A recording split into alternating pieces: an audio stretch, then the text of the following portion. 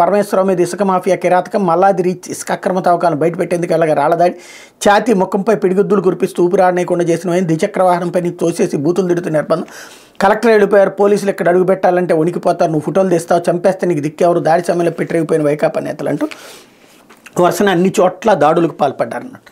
ఇప్పుడు ప్రస్తుతం ఫోటోగ్రాఫర్ల పని ఏంటయ్యా అంటే వాళ్ళ పత్రికల కోసం, ఇప్పుడు ఈనాడు ఆంధ్రజ్యోతిలో పనిచేస్తున్నాడంటే ఓ చోట జగన్ సభ లేకపోతే వైసీపీ సభ ఉందంటే నిండుగా జనం ఉన్నా ఖాళీగా ఉన్న చోట అవసరమైతే నలుగురిని పక్కకు పంపించి ఖాళీ కుర్చీల ఫోటో ఒకటి తీసుకురావాలి.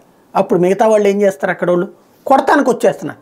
ఇదివరకు ఏందా ఇదే అని అడిగేవాళ్ళు, ఇప్పుడు అట్లా కాదు, కొట్టడానికి వస్తున్నారు. ఎందుకని, వీళ్ళు ఆ పత్రికలకు సంబంధించిన వాళ్ళు. అదే తెలుగుదేశం పార్టీ దగ్గర ఏకంగా లోకేష్ సభల్లోనైనా చంద్రబాబు సభల్లోనైనా సాక్షి వాళ్ళని అడిగి మరీ వెటకారం చేస్తున్నారు. క్రిందసారి వాళ్ళ మీద దాడులకు వెళ్ళేవాడు.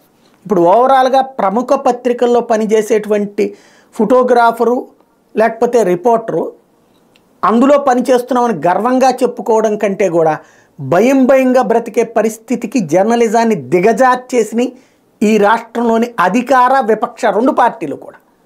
కానీ ప్రజలలో ఏమాత్రం మన పట్ల పాజిటివ్నెస్ లేని పరిస్థితి వచ్చేసింది.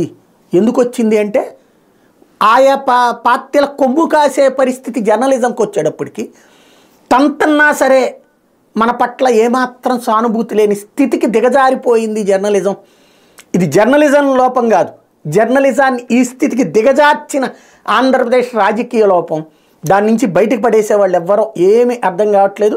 ఇప్పుడు జర్నలిస్ట్ అని చెప్పుకోవడానికి సిగ్గుపడే పరిస్థితిని తీసుకొచ్చినటువంటి వాతావరణం అయితే కనబడుతోంది. అయిపోతే గ్రామ వార్డు